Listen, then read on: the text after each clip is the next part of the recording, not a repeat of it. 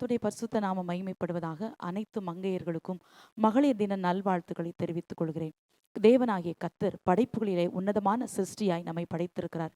ஆண்களை மண்ணினால் படைத்த தேவன் பெண்களாகிய நம்மை எலும்பினால் படைத்து படைப்புகளிலே விசேஷமாய் நம்மை உருவாக்கி இருப்பது எவ்வளவு பெரிய சந்தோஷம். பெண்களாகிய நம்முடைய வாழ்க்கையில் எத்தனையோ சவால்கள், எத்தனையோ கசப்புகள், எவ்வளவோ ஏமாற்றங்கள், தோல்விகள், பலவீனங்கள் எல்லாவற்றையும் சந்திக்கிறோம். ஆனாலும் இயேசுவாகிய நேசர் நம்முடைய வாழ்க்கையில் இருப்பாரானால் எல்லா சவால்களையும் சாதனைகளாக்க நம்மால் முடியும். ஓ, நம் தேவன் நம்மோடு இருக்கிறார். அவர் பெண்களை அதிகமாய் நேசிக்கிறார். எவ்வளவுதான் பெண்கள் இந்த உலகத்திலே பல துறைகளில் சாதனை படைத்திருந்தாலும் இன்னும் கூட பெண்கள் சமுதாயத்திலே ஒதுக்கப்படுகிறார்கள் என்பதுதான் உண்மை. ஆனாலும் வேதம் சொல்லுகிறது, நீ கர்த்தருடைய கையில் அலங்காரமான கிரீடமும் நீ தேவனுடைய கரத்துல ராஜ முடியுமா இருப்பாய் என்று. வேதத்தில் கூட ஒரு பெண்ணை குறித்து வாசிக்கும் போது உன்னத பாட்டின் புஸ்தகம் 5ஆம் அதிகாரம் 9வது வசனம் இப்படியாய் சொல்லுகிறது, ஸ்திரீகளுக்குள் நீ ரூபவதி என்று. ஸ்திரீகளுக்குள் ரூபவதியாய் சாலமோன் சூலமித்தியை புகழுகிறதை பார்க்கிறோம். ஏன் அப்படி சூலமித்தியை புகழ்கிறார் என்றால், அவருடைய நேசம், அவருடைய அன்பு எல்லாமே இந்த சாலமோன் ராஜாவை மிகவும் கவர்ந்ததினாலே. சூலமித்தியை குறித்து சில காரியத்தை நாம் கற்றுக்கொள்ளப் போகிறோம். அருமையான கர்த்தருடைய பிள்ளைகளை, நீங்களும் நானும் பெண்களாக இருப்பது எவ்வளவு பெரிய சந்தோஷம். பாக்கியம் பெற்ற பெண்களாக, தேவனுக்காக இந்த உலகத்துல ஏதாவது ஒன்றை சாதிக்கிற பெண்களாக கர்த்தர் நிச்சயமாய் நம்மை மாற்றுவாராக. இந்த சூலமித்தியுடைய காரியங்களை நாம் அறியும் போது, சூலமித்தி என்று சொன்னால் பூர்ணமான, இல்லை என்றால் சமாதானமான என்று அர்த்தம். யார் இந்த சூலமித்தி என்று கேட்கிறீர்களா? உன்னத பாட்டின் புஸ்தகத்திலே முக்கியமான கதாநாயகை வருபவள் தான் இந்த சூலமித்தி. சாலமோன் தன்னுடைய திராட்சை தோட்டத்தை பார்க்கும்போது இந்த ஆடு மேய்க்கிற பெண்ணாகிய இந்த சூலமித்தியை எதேச்சையாக சந்திக்கிறான். இவருடைய அழகு இந்த சாலமோனை கவர்ந்ததினாலே அவன் நினைக்கிறான், எத்தனையோ திருமணங்களை பண்ணின இந்த சாலமோன் சூலமித்தியையும் தன்னுடைய மனைவியாய் ஏற்றுக்கொள்ள வேண்டும் என்று அவள் வாஞ்சிக்கிறான். ஆனால் சூலமித்தியோ தான் ஏற்கனவே தன்னுடைய குல மகனான ஒரு ஆட்டு இடையனை அவள் நேசிக்கிறபடினாலே, அவனை தான் மணமகனாய் ஏற்றுக்கொள்ள வேண்டும் என்று சொல்லி அவள் வாஞ்சித்தபடினாலே, அவனுக்காக தன்னுடைய இருதயத்தை அவளுக்கு கொடுத்து விட்டபடினாலே அவள் சொல்லுகிறாள் ராஜாவிடத்தில், ராஜாவே, நான் ஏற்கனவே ஒரு மகனை நேசித்து விட்டேன், ஒரு ஆண் மகனை நான் நேசித்து விட்டேன், அவனுக்காக என் வாழ்க்கையை கொடுக்க போகிறேன் என்று சொல்கிறாள். அதை ஏற்றுக்கொள்ளாத சாலமோன் அவளை அரண்மனைக்கு அழைத்து செல்கிறான். அவளுடைய செல்வங்கள், அவளுடைய ஆசைகள் எல்லாவற்றையும் காண்பிக்கிறான். ஏன் தெரியுமா? அப்படியாவது அந்த சூலமித்தி இவற்றையெல்லாம் மயங்கி தன்னை திருமணம் பண்ணிவிடுவாள் என்று அவன் எதிர்பார்க்கிறான். ஆனால் இந்த சூலமித்தியோ தன் நேசருக்காக இதையெல்லாம் ஏற்றுக்கொள்ளவே மாட்டேன். நீர் ராஜாவாய் இருந்தாலும் பரவாயில்லை, நீர் எவ்வளவு ஆஸ்தி நிறைந்தவராய் இருந்தாலும் பரவாயில்லை, எனக்கு அதெல்லாம் வேண்டாம், எனக்கு ஒரே ஒரு நேசர் உண்டு, அவருக்காக என் இருதயத்தை கொடுத்து விட்டேன் என்று சொல்லி இந்த ராஜாவின் அன்பை புறக்கணித்து தான் ஏற்கனவே நேசித்த தன்னுடைய நேசரையே அவள் திருமணம் செய்து கொள்கிறார். இந்த அன்பு சாலமோனை மிகவும் கவர்ந்ததாயிருந்தது. எவ்வளவு இந்த பெண்ணுக்கு இருந்த வைராக்கியம், இந்த நேசம் எவ்வளவு ஆழமானது என்பதை அறிந்துதான் இந்த உன்னத பாட்டின் புத்தகத்தை எழுதுகிறார். மணவாளனுக்கும் மணவாட்டிக்கும் இடையே இருக்கிறதான ஒரு ஆத்மீக உறவை சித்தரித்து காட்டுகிறது இந்த உன்னத பாட்டின் புஸ்தகம். ஆகவேதான் அது உன்னத பாடல் என்று அழைக்கப்படுகிறது. பாட்டுக்கெல்லாம் அது பாட்டு. இந்த உன்னத பாட்டின் புஸ்தகத்திலே சில காரியங்களை நாம் கற்றுக்கொண்டு நாம் ஜெபிக்கலாம். உன்னத பாட்டின் புஸ்தகம் 1ஆம் அதிகாரம் 5-6 வசனங்களை நீங்கள் வாசித்து பார்க்கும்போது சூலமித்தி சொல்லுகிறாள், நான் கருப்பா இருக்கிறேன். அவளுக்கு ஒரு ஆதங்கம், நான் கருப்பா இருக்கிறேன் என்று. பொதுவாக பெண்களுக்கு ஒரு சுய பரிதாபம் உண்டு. எல்லா வேலைகளையும் நான் தானே செய்கிறேன், என் வீட்டு வேலைகளெல்லாம் நான் தானே பொறுப்படுத்திக் கொள்கிறேன், எல்லா சுமைகளையும் நான் சுமக்க வேண்டி இருக்கிறது, எல்லா பாரங்களையும் நான் தனி ஒருவளாய் சுமக்கிறேன் என்று சொல்லி அநேக நேரத்திலே சுய அங்கலாய்ப்பு பெண்களுக்கு உண்டு. அது இயற்கையான சுபாவம். அதே போல சூலமித்தி சொல்லுகிறாள், நான் கருப்பா இருக்கிறேன், நான் அழகுள்ளவள், ஆனால் ஏன் கருப்பா இருக்கிறேன் தெரியுமா? வெயில் என் மேல் பட்டது என்று சொல்லி.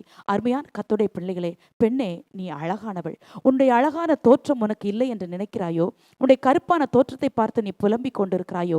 நீ ஜெபிப்பதே அழகு, நீ சமைப்பதே அழகு, நீ பிள்ளைகளை விசாரிப்பதே அழகு, நீ தேவனை சேவிப்பதே அழகு, நீ ஒவ்வொரு காரியத்தையும் பார்த்து பார்த்து செய்கிறாயே, இதையெல்லாம் அழகு.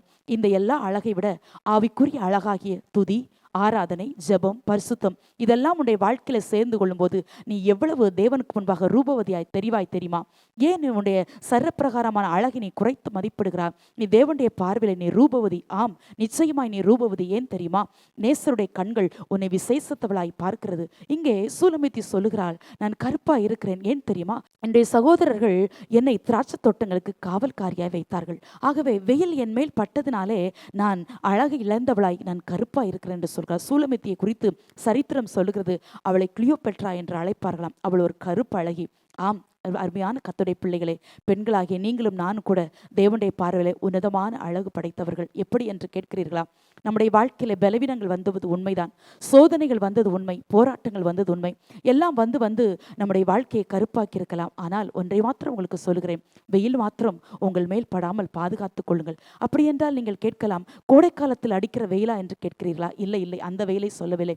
பாவமாகிய வெயில், சாபமாகிய வெயில், இச்சையாகிய நிர்விசாரமாகிய தேவனை விட்டு பிரிக்கிற அருவருப்பாகிய வெயில் மாத்திரம் உங்கள் மேல் பட வேண்டாம். தெய்வ பிரசன்னமாகிய நிழலுக்குள் நீங்களும் நானும் மறைந்திருக்கிற வரைக்கும் நீங்களும் நானும் கர்த்தருடைய பார்வையிலே மிகவும் அழகுள்ளவர்கள். ஏன் சுலமித்தி மாத்திரம்தான் அழகா? நீங்களும் நானும் கூட தேவனுடைய பார்வையில் அழகுதான்.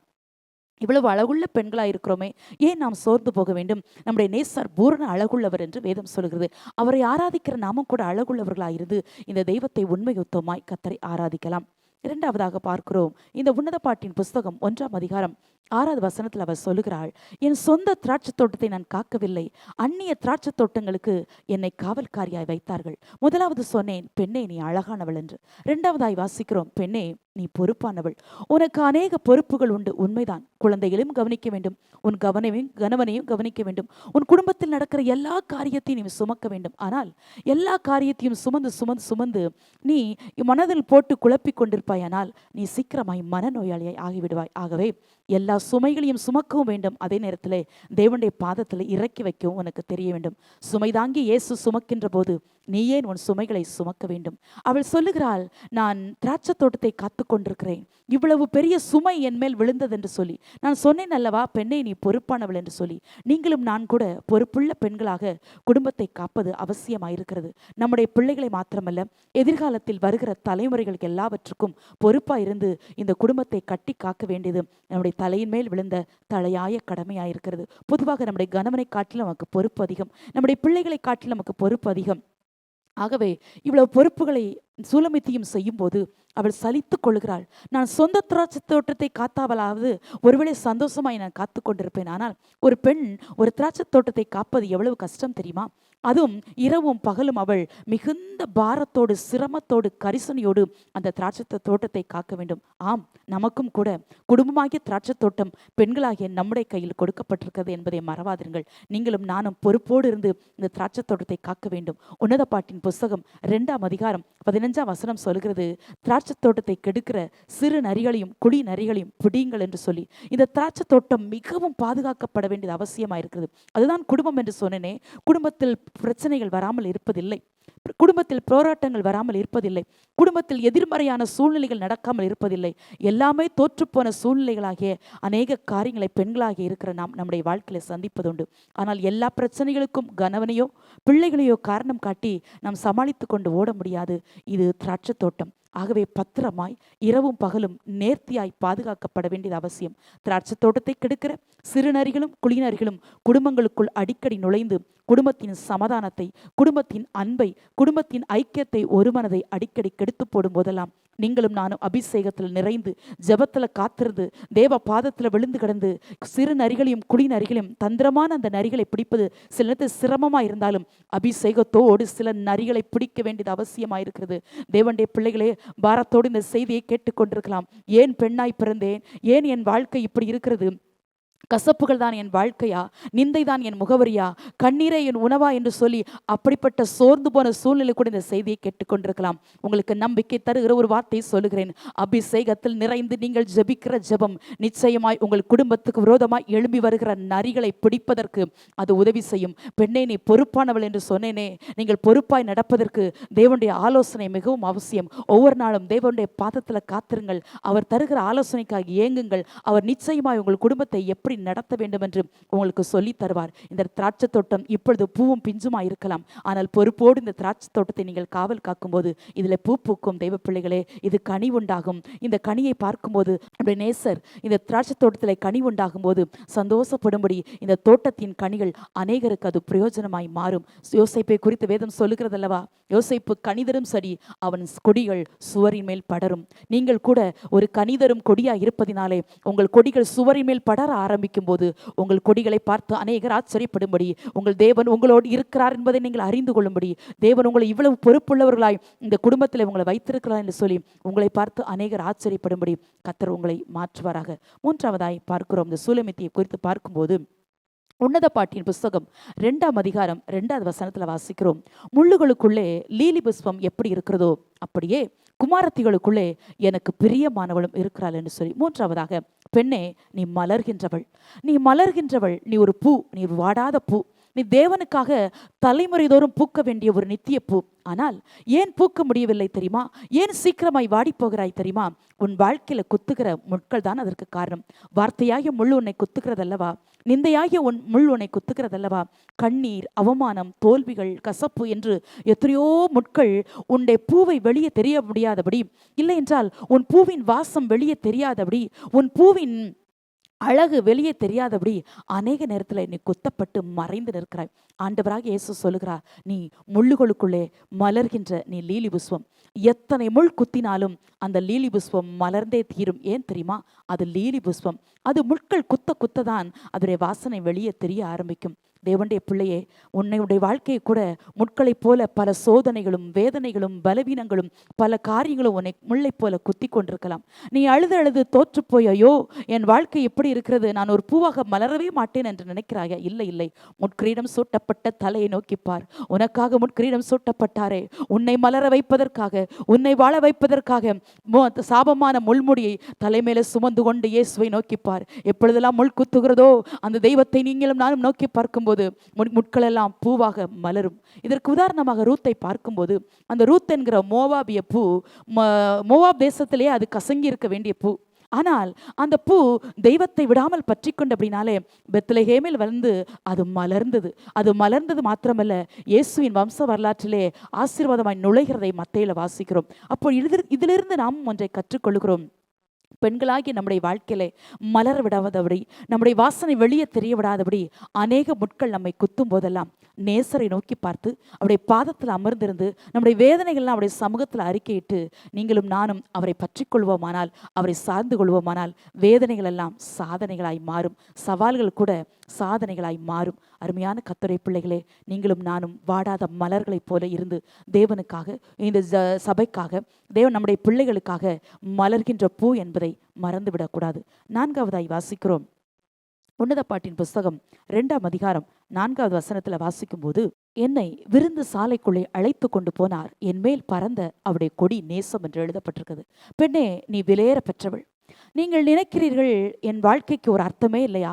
நான் பட்ட பாடுகளுக்கு, நான் வடித்த கண்ணீர்களுக்கு, நான் சந்தித்த சவால்களுக்கு, நான் இந்த குடும்பத்திற்காக பண்ணின எத்தனையோ பிரயாசங்களுக்கு இன்னும் ஒரு வார்த்தை சொல்ல வேண்டுமானால், இரவெல்லாம் கண் விழித்து ஜெபிக்கிறேன், என்னால் முடிந்த மட்டும் என் நேசரை தேடுகிறேன், நான் தேவனுக்காக வைராக்கியமாய் வாழ்கிறேன், இதற்கெல்லாம் ஒரு பிரதிபலனே இல்லை என்று நீங்கள் கேட்கிறீர்களா?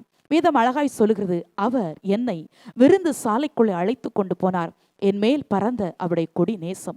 நீங்கள் பட்ட எல்லா பிரயாசங்களுக்கும் நிச்சயமாய் பிரதிபலன் உண்டு.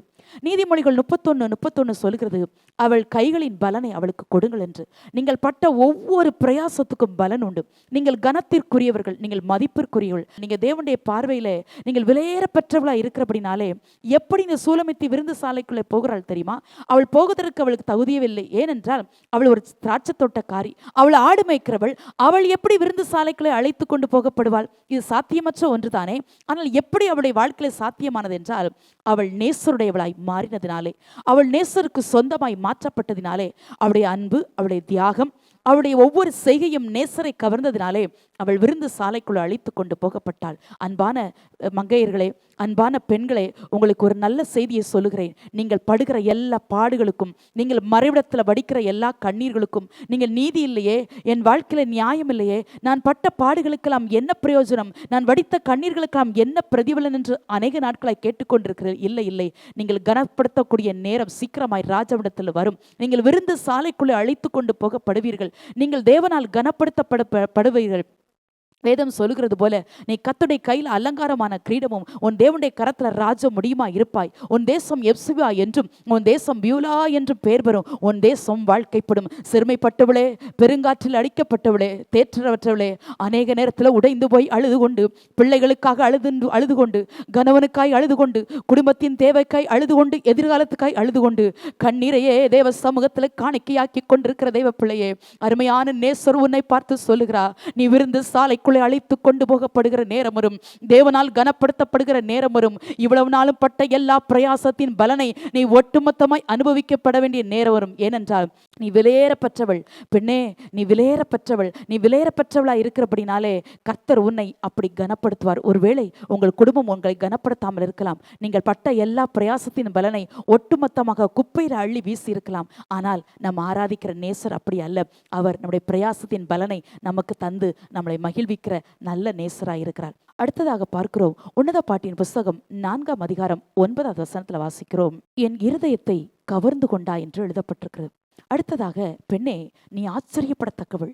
உன்னுடைய அன்பு, உன்னுடைய தியாகம், உன்னுடைய பொறுமை, உன்னுடைய பேச்சு எல்லாம் உன் குடும்பத்தாரை ஆச்சரியப்பட வைக்க வேண்டும்.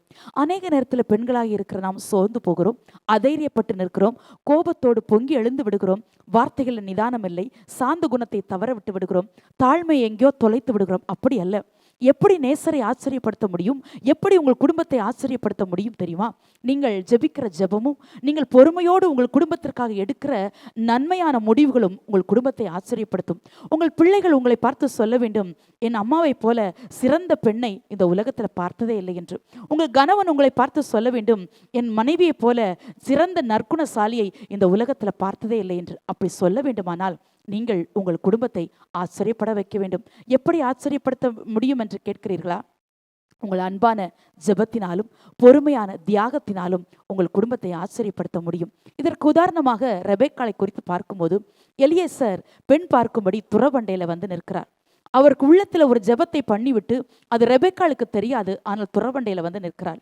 ஆனால் அவர் கேட்கிறார், ரெபெக்காளை பார்த்து, மகளே, எனக்கு குடிக்க தண்ணீர் தர வேண்டும் என்று. ஆனால் ரெபெக்காள் சொல்லுகிறாள், குடியும் என் ஆண்டவரே, உமக்கு மாத்திரமல்ல உமது ஒட்டகங்களுக்கும் மொண்டு வார்ப்பேன் என்று.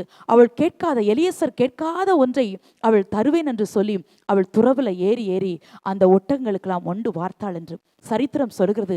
கிட்டத்தட்ட 600 முறை அந்த துறவில் அவள் ஏறி இறங்கினதாக. அப்போ அவருடைய செய்கையை பார்த்து ஆச்சரியப்பட்ட எலியேசர் வாயடைத்து போய் அந்த துறவண்டையில மௌனமாக இருந்தார் என்று எழுதப்பட்டிருக்குது. அருமையான கர்த்தருடைய பெண்களே, நீங்களும் நானும் குடும்பத்தை ஆச்சரியப்பட வைக்க வேண்டும். குடும்பத்தை மகிழ்விக்க வேண்டிய பொறுப்பு நம்மை சார்ந்தது. எப்படி? ஜெபம், துதி, ஆராதனை, இதையெல்லாம் செய்து நேசரையும் கவர்ந்து கொள்ள வேண்டும். ஆனால் உங்கள் குடும்பத்தையும் ஆச்சரியப்படுத்த வேண்டும். உங்கள் பிள்ளைகள் உங்களை பார்த்து ஆச்சரியப்பட வேண்டும். உங்கள் கணவன் உங்களை பார்த்து ஆச்சரியப்பட வேண்டும். எவ்வளவு பலவீனத்தின் மத்தியிலும், எவ்வளவு போராட்டங்கள் மத்தியிலும் என் மனைவி இதையெல்லாம் செய்து வருகிறாளே, என் இவ்வளவு பாடுகள் வந்தாலும் என் தாய் இதையெல்லாம் செய்து வருகிறார்களே என்று சொல்லி உங்கள் பிள்ளைகள் உங்களை பார்த்து ஆச்சரியப்படட்டும். பெண்ணே, நீ ஆச்சரியப்படத்தக்கவள். தேவனுடைய படைப்பின் சிருஷ்டியின் மகுடமாய் கர்த்தர் நம்மை தெரிந்து கொண்டிருக்கிறாரே. நல்ல ஆச்சரியங்களை நம்முடைய குடும்பங்களுக்காய் தருவோம். நீங்களும் நானும் தேவனுடைய பார்வையில் விலையேற பெற்றவர்களாக இருக்கிறபடினாலே நம்முடைய குடும்பத்தை ஆச்சரியப்படுத்துவோம், நம்முடைய சபையை ஆச்சரியப்படுத்துவோம், நாம் ஆராதிக்கிற நேசரை ஆச்சரியப்படுத்துவோம். நம்முடைய செய்கை, நம்முடைய வார்த்தை, நம்முடைய நடக்கை, நம்முடைய அன்பு, நம்முடைய தாழ்மை, நம்முடைய பொறுமை எல்லாமே அநேகரை ஆச்சரியப்படுத்த வைக்கட்டும். அப்படி நாம் ஆச்சரியப்படுத்த வைப்போமானால் நாம் நேசிக்கிற, நாம் ஆராதிக்கிற நேசரை அவர்களும் நம்மை பார்த்து பின்தொடர ஆரம்பிப்பார்கள். அடுத்ததாக வாசிக்கிறோம், உன்னத பாட்டின் புஸ்தகம் 6ஆம் அதிகாரம் 13ஆம் வசனத்துல வாசிக்கிறோம், திரும்பி வா, திரும்பி வா சூலமித்தியே, நாங்கள் உன்னை பார்க்கும்படிக்கு திரும்பி வா என்று அழைக்கிறது மாத்திரமல்ல, அவள் 2 சேனை கூட்டத்திற்கு சமானமானவள் என்று சொல்லி சாலமோன் அழைக்கிறார். அடுத்ததாய் சொல்லுகிறேன், பெண்ணே, நீ பலமுள்ளவள். நான் சொன்னேன் அல்லவா, சூலமித்தி ராஜாவுடைய அன்பை புறம் தள்ளி அந்த தன்னுடைய குல மகனான அந்த ஆட்டு இடையனை தனக்கு வருங்கால கணவனாக அவள் அடைய வேண்டும் என்று நினைக்கிறாள். ஆகவே ராஜாவுடைய அன்பை அவள் ஏற்றுக்கொள்ளவே இல்லை கடைசி வரைக்கும். ஆகவே மறுபடியும் அவளை கட்டாயப்படுத்தாமல் சாலமோன் நினைக்கிறார், அவளுடைய இஷ்டத்திற்கே விட்டு விடுவோம். இவளுடைய அன்பு எவ்வளவு ஆச்சரியமா இருக்கிறது. நான் இவ்வளவு பெரிய ராஜாவா இருந்தாலும் என் அன்பை இவள் உதாசீனப்படுத்தினாலும் பரவாயில்லை, அவள் இருதயத்தில் இவ்வளவு வைராக்கியம், தன் நேசர் மேல் கொண்டிருந்த அன்பு எத்தனை என்று சொல்லி அவளோட கூட அவளை அனுப்பி வைக்கிறதுக்கு அவர் ஆசைப்படுகிறார். ஆனால் கடைசியாக ஒரு வார்த்தை சொல்லி சூலமித்தியை அழைக்கிறார். திரும்பி வா சூலமித்தியே, நாங்கள் உன்னை பார்க்கும்படிக்கு திரும்பி வா. ஒரு முறையேனும் உன்னை பார்த்து விட மாட்டேனா? ஒரு முறையேனும் உன்னை முகத்தை எனக்கு திரும்ப காட்ட மாட்டாயா என்று சொல்லி அந்த அன்பிற்காக சாலமோன் ஏங்குகிறான். ஏன் தெரியுமா? இந்த சூலமித்தியுடைய அன்பின் நேசம் மகா ஆழமானதா இருந்தது. அவள் 2 சேனையின் கூட்டத்திற்கு சமானமானவளா இருந்தாள். அருமையான பெண்ணே, நீ கூட பலம் உள்ளவள். நீ 2 சேனையின் கூட்டத்திற்கு சமானமானவள். நீ ஆராதிக்கிற தேவன் பலம் உள்ளவர். நீ பலவீனம் உள்ளவள் என்று நினைக்காதே. நீ தோற்று போனவள் என்று நினைக்காதே. நீ பலசாலி. நீ தேவனுக்காக தீபமாக, நீ அணையாத விளக்காக நீ எரிய வேண்டியவள். வேதம் சொல்லுகிறது, நீதிமொழிகள் 31 வாசிக்கிறோம், இரவிலே அவள் விளக்கு அணையாதிருக்கும் என்று சொல்லி. எப்பொழுதெல்லாம் தோற்று போகிறாயோ, எப்பொழுதெல்லாம் பலவீனத்தால் சோர்ந்து போகிறாயோ, அப்பொழுதெல்லாம் நேசருடைய பாதத்தில் விழுந்து விடு. வேதம் சொல்லுகிறது, உன்னத பாட்டில் வாசிக்கிறோம், வனாந்திரத்திலே தன் நேசர் மேல் சார்ந்து கொண்டு வருகிற இவள் யார்? வாழ்க்கையில யாருக்குத்தான் போராட்டம் இல்லை? வாழ்க்கையில யாருக்குத்தான் கசப்புகள் இல்லை, வேதனை இல்லை? எல்லா வேதனைகளின் மத்தியிலும், எல்லா சோதனைகள் மத்தியிலும் நேசரை சார்ந்து கொள்ள நீ பழகிக் கொள்வாயானால் உன் வாழ்க்கை இன்பமாய் மாறும். உன் வாழ்க்கையில நீ சந்திக்கிற எல்லா முட்களும் மலர்களாய் மாறும். ஏன் தெரியுமா? நீ பலம் உள்ளவள். ஏன் 2 சேனை கூட்டத்துக்கு சமானமானவள் என்று சாலமோன் சொல்கிறான் என்றால், ஒரு சேனை என்றால் 6000 பேர், 2 சேனை என்றால் 12,000 பேர். 12,000 பேருக்கு சமானமானவளாய் ஒரு கன்னிகையை சூலமித்தியை சாலமோன் வர்ணித்து எழுதுகிறாரே. அருமையான பெண்ணே, நீ கூட 2 சேனையின் கூட்டத்திற்கு சமானமானவள். ஏன் தெரியுமா? பராக்கிரமசாலியாகிய கர்த்தர் உன்னோடு இருப்பதினாலே நீ எதையும் செய்ய பலம் உள்ளவர்களாய் கர்த்தர் உன்னை மாற்றுகிறார். உன் பலவீனத்தை தேவ சமூகத்தில் ஒப்பு கொடுக்கும் போது உன் பலவீனமெல்லாம் பலமாய் மாறும். நீ சந்திக்கிற எல்லா தோல்விகளையும் தேவ பாதத்தில் ஒப்புக்கொடு. எல்லா தோல்விகளும் ஜெயமாய் மாறும். சத்துரு உங்களுக்கு விரோதமாய் எழும்பி வருகிற சூழ்நிலைகளை பார்க்கிறீர்களோ? உங்கள் குடும்பத்தின் எதிர்காலத்தை உடைக்கும்படி சத்துரு சூறையாடுகிற வெள்ளத்தை போல அவங்க உனக்கு எதிராக வருகிறதை பார்க்கிறீர்களோ? இல்லை, நீங்கள் பலம் உள்ளவர்கள். ஆவியானுடைய பலத்தை சார்ந்து கொள்ளுங்கள்.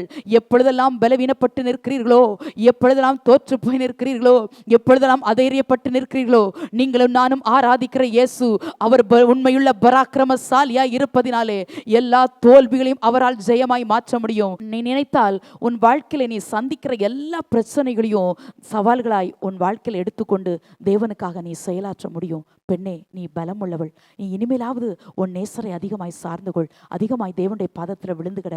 அருமையான கர்த்தருடைய பெண்களே, உங்களுக்கு ஒரு வார்த்தையை சொல்லி முடிக்கிறேன். பெண்கள் என்றாலே தோற்று போனவர்கள். பெண்கள் என்றால் அவமானமாய் எண்ணப்படுகிற ஒரு உலகத்தில் தான் வாழ்கிறோம். ஆனாலும் இந்த உலகத்தில் பெண்களை கொஞ்சம் திரும்பி பாருங்கள். அன்புக்காக, ஆதரவுக்காக, உறைவிடத்திற்காக, சுகத்திற்காக, பலத்திற்காக, சமாதானத்துக்காக ஏங்கி நிற்கிற எத்தனையோ பெண்கள் நம்மை சுற்றிலும் இருக்கிறார்கள். ஆனால் இத்தனை பெண்களுக்கு மத்தியிலே உங்களையும் என்னையும் கர்த்தர் 2 சேனையின் கூட்டத்திற்கு சமானமானவளாய் தெரிந்தெடுத்து வைத்திருக்கிறாரே.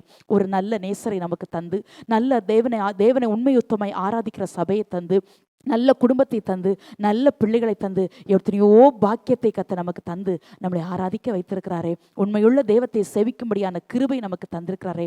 இதை விட நம்முடைய வாழ்க்கையில வேற என்ன வேண்டும் என்று கேட்கிறேன். இந்த தெய்வத்துக்கு முன்பதாக உண்மையாய் நீங்களும் நானும் வாழ்ந்து விழுந்து போன அநேக பெண்களுக்கு கரம் நீட்டி அநேக பெண்களை தேவனுக்காக மலர்களாய் மலர செய்ய தேவன் நம்மை ஒரு கருவியாய் கர்த்தர் பயன்படுத்துவாராக.